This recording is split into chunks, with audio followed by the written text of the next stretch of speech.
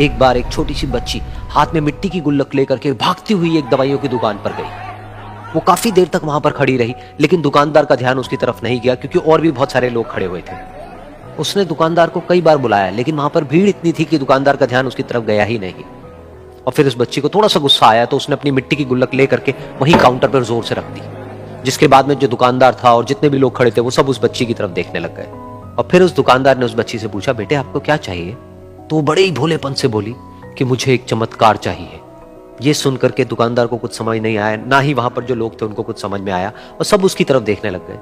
फिर दुकानदार ने बोला, बेटे चमत्कार तो यहाँ पर नहीं मिलता है। तो बच्ची को लगा कि वो उससे झूठ बोल रहा है, तो बच्ची ने कहा कि मेरी गुल्लक में बहुत पैसे हैं, आप बताओ आपको कितने पैसे चाहिए, लेकिन मैं आज यहां से चमत्कार लेकर के ही जाऊंगी। तो वहीं काउंटर पे एक और आदमी खड़ा था, उसने उस बच्ची से पूछा कि बेटे क्यों चाहिए तुमको चमत्कार?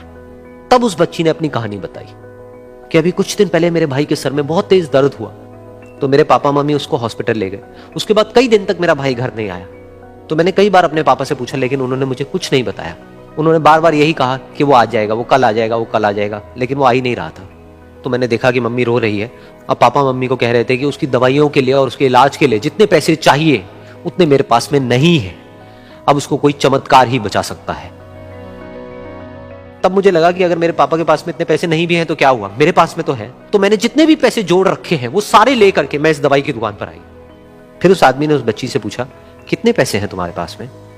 ये सुनते ही उस बच्ची ने अपनी गुल्लक उठाई, जमीन पर फेंकी और तोड़ दी और पैसे गिनने लग गई। बाकी सब लोग खड़े होकर के उसको देख रहे थे। थोड़ी देर बाद उसने सारे पैसे अपने हाथ में इकट्ठे किए और बोली, मेरे पास में पूरे 19 रुपए हैं। वो जो आदमी वहां पर खड़ा था वो थोड़ा सा मुस्कुराया और बोला कि अरे तुम्हारे पास में तो पूरे पैसे हैं, इतने का ही तो आता है चमत्कार। ये सुनकर के वो बच्ची बहुत खुश हो गई और बोली कि चलो मैं आपको अपने पापा से मिलवाती हूं। बाद में पता लगा कि वो आदमी कोई आम आदमी नहीं था, बल्कि एक बहुत बड़ा न्यूरोसर्जन था, और उसने सिर्फ 19 रुपए में उसके भाई की सर्जरी करी और कुछ ही दिन बाद वो ठीक होकर के घर वापस आ गया। फिर कुछ दिन बाद वो बच्ची, उसका भाई, उसके पापा, उसकी मम्मी चारों एक साथ बैठे हुए थे और बात कर रहे थे। तो उसकी मम्मी ने उसके पापा से पूछा कि अब तो बता दो ये चमत्कार आपने किया कैसे? तो उन्होंने अपनी बेटी की तरफ देखा और बोले, ये चमत्कार मैंने नहीं, इसने किया है।